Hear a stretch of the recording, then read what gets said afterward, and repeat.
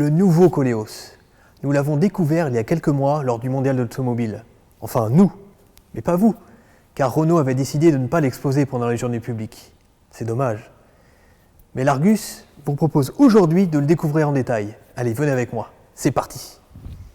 L'ancien Koleos, c'était ça, un crossover au style fade qui n'a pas rencontré un vif succès en Europe. Le nouveau Koleos, c'est ça n'a plus rien à voir. Déjà, c'est un vrai SUV au style nettement plus avantageux.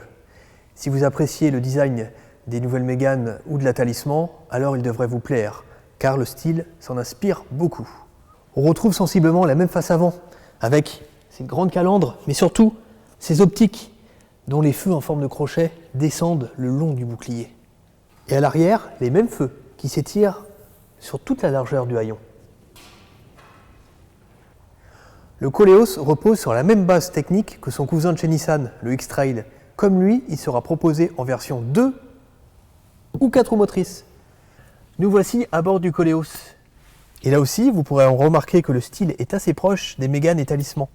On retrouve pratiquement la même planche de bord avec un écran tactile en position verticale, des compteurs digitaux et personnalisables et les mêmes commandes de climatisation. La qualité est vraiment au top. On a des plastiques bien rembourrés. Il y a même des surpiqûres sur la planche de bord. Mais bon, il faut souligner que nous sommes ici à bord d'une version initiale Paris qui représente la version la plus haut de gamme chez Renault. Mais bon, cela nous permet de voir tous les équipements dont nous pouvons disposer dans le Koleos. On a par exemple une caméra de recul, un système Bose très efficace, mais également des sièges chauffants et ventilés. Sans oublier cette magnifique sellerie en cuir bicolore. Et à l'arrière, quel espace pour les jambes! Regardez ça un peu. En plus, la banquette est confortable et elle peut même être chauffante. Par contre, il y a une chose qui risque de ne pas plaire aux familles nombreuses. Car dans le Koleos, il n'y a que 5 places. Et il n'est pas prévu de version à 7 places comme dans le Nissan X-Trail ou le futur Peugeot 5008. Mais pourquoi alors? Eh bien tout simplement pour éviter la concurrence interne. Car chez Renault, le Scénic et l'Espace proposent déjà des versions à 7 places. Mais bon, il y a quand même un point positif. Venez voir avec moi.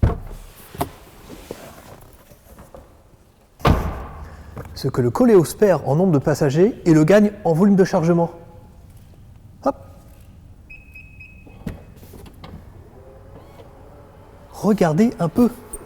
Renault annonce un volume de 624 litres. C'est quand même pas mal. Et la modularité n'a pas été oubliée. Regardez, grâce à ces tirettes, hop, vous pouvez rabattre la banquette arrière et obtenir un plancher plat. Ça, c'est quand même bien pratique pour charger des objets longs ou encombrants. Il va falloir se montrer encore un peu patient avant de passer commande. Le nouveau Koleos ne sera pas disponible à la vente avant juin 2017. Il arrivera sur un marché en plein boom où les nouveautés se bousculent.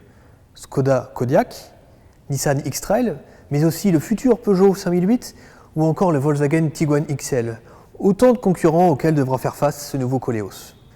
Nous, on a vraiment hâte de l'essayer et nous vous donnons rendez-vous au printemps prochain pour découvrir nos premières impressions. Allez, à bientôt sur l'Argus.fr. Ciao!